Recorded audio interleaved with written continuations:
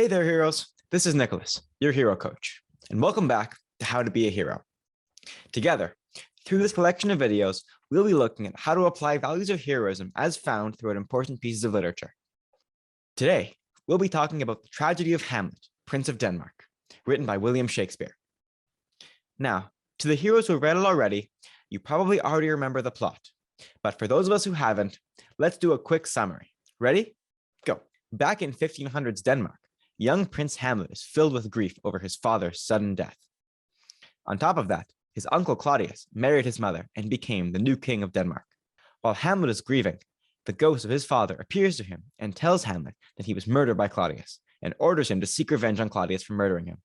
Hamlet sets off to avenge his father. However, Hamlet being Hamlet, dilly-dallies and takes his sweet time, becoming more and more insane as time goes on, and worrying Claudius and Gertrude, his mom.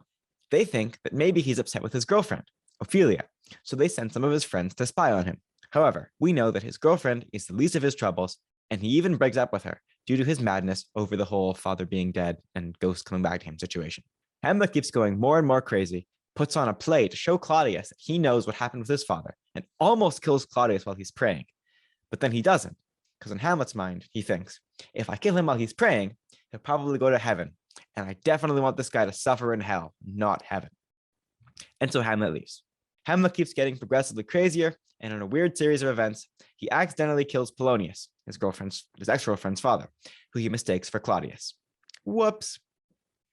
Claudius gets wind of this and sends Hamlet to England as punishment. Not only that, but Claudius also sends two people along with Hamlet to kill him. Hamlet, being the legend that he is, manages to evade his assassins and make his way to Denmark. In the meantime, in Denmark, however, Ophelia is starting to go crazy herself. And between breaking up with Hamlet so suddenly and having her father be murdered by her ex-boyfriend, we really can't blame her. In her state of madness, she drowns in a river, and whether or not her death was a suicide is still up for debate.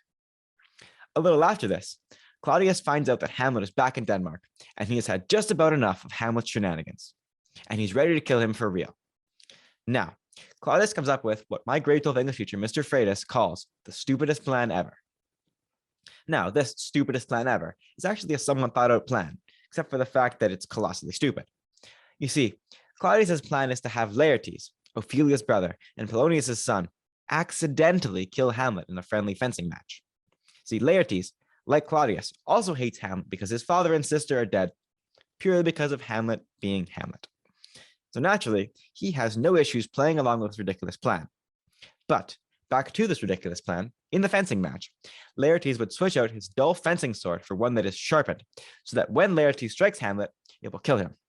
On top of this, a second layer of caution is that Laertes' sword will be poisoned as well, so even if when Laertes strikes Hamlet, it doesn't kill him, the poison on the sword will kill him. Thirdly, in case Hamlet is winning the fencing match and Laertes hasn't been able to strike Hamlet, Claudius also has a poisoned glass of wine, which he would give to Hamlet to kill him. Fantastic plan, right? Nothing could go wrong with it, right? Well, what really happens is that Hamlet starts off winning the fencing match and refuses Claudius's wine, saying, I'll drink it later, don't worry about it. Instead, Gertrude, Hamlet's mother, drinks from the poisoned cup and dies. Back to the fencing match, Laertes succeeds in striking Hamlet with the poisoned blade, but Hamlet does not die right away. Hamlet fights back and strikes Laertes with his own poisoned blade, at which point Laertes caves and tells Hamlet about Claudius's amazing plan, and then dies shortly after. Finally, in a moment of catharsis, Hamlet stabs Claudius with the poisoned sword and then forces him to drink the rest of the poisoned wine. After finally achieving his revenge by killing Claudius, Hamlet dies from his wounds. Whew. And that is Hamlet.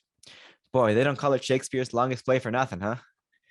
Now that we've got all that in mind, let's try and answer today's question. Was Hamlet a hero? Many are quick to say that Hamlet was a hero, but they neglect to say that Hamlet was in fact a tragic hero, as defined by Aristotle.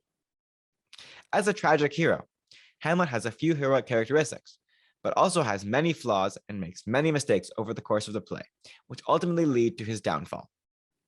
But for now, let's look at Hamlet's heroic qualities, the most prominent being his motive, which is revenge.